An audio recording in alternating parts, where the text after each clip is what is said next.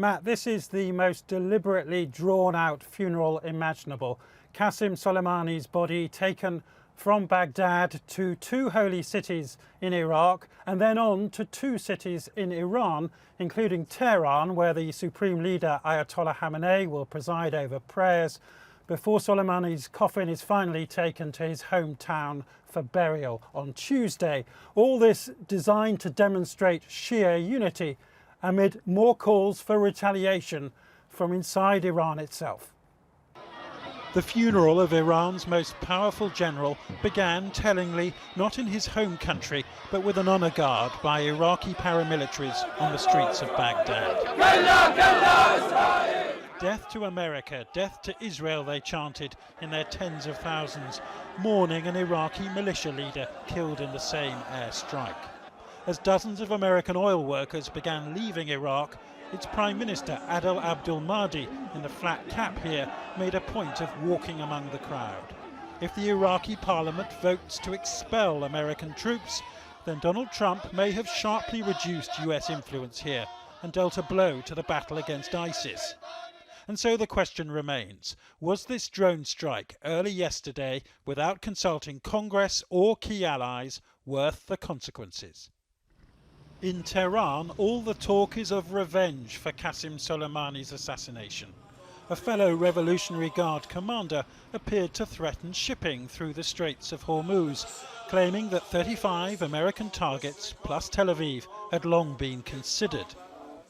This morning, President Rouhani told the general's family that the Americans would see the consequences for years to come. Soleimani's daughter, Zainab, asked him who would seek revenge, as her own father would have done. Everyone will get revenge for the martyr's blood, Iran's president told her. Don't you worry about that. In truth, Iran can't afford a full-blown war, and that is President Trump's enormous gamble, that the revolutionary regime's fear will get the better of its humiliation. In Florida last night, the president claimed Soleimani was plotting imminent attacks on American soldiers and diplomats, even as some of his officials briefed that evidence for that imminence was razor thin. I don't know if you know what was happening, but he was planning a very major attack, and we got him. We do not seek war, we do not seek nation building, we do not seek regime change, but as president, I will never hesitate to defend the safety of the American people, you. Naked electioneering, yes, but at the expense of already fraying alliances. America's Secretary of State making no secret of bitter disagreement. Frankly, the Europeans haven't been as helpful as I wish that they could be. The Brits, the French, the Germans all need to understand that what we did, what the Americans did, saved lives in Europe as well. Qassem Soleimani led, and his IRGC led, assassination campaigns in Europe.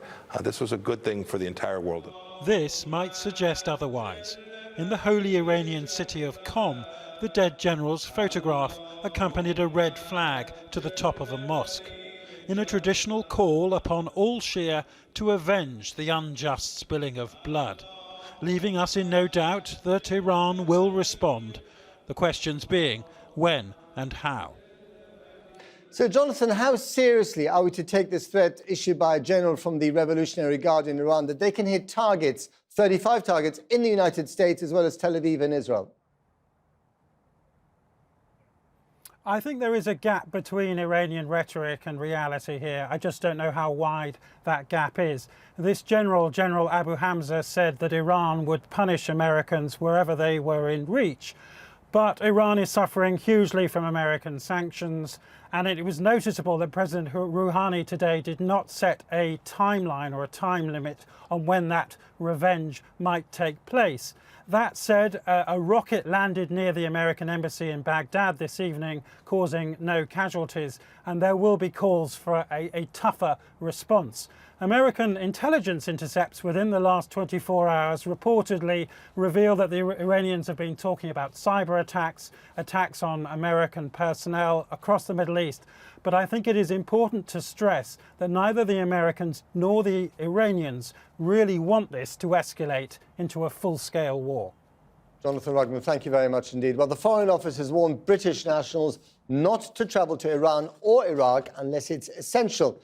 But what about those who are unable to leave? Nazanin Zaghari-Ratcliffe has been detained in a Tehran jail for nearly 4 years after being accused of spying.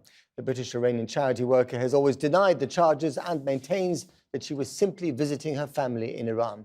She's been on hunger strike several times. Her husband, Richard, joins me now. Richard, good to see you again. Good evening.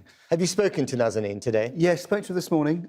She was obviously, partly just disbelieving what had happened, and the whole ward, all the prisoners were just, bewildered.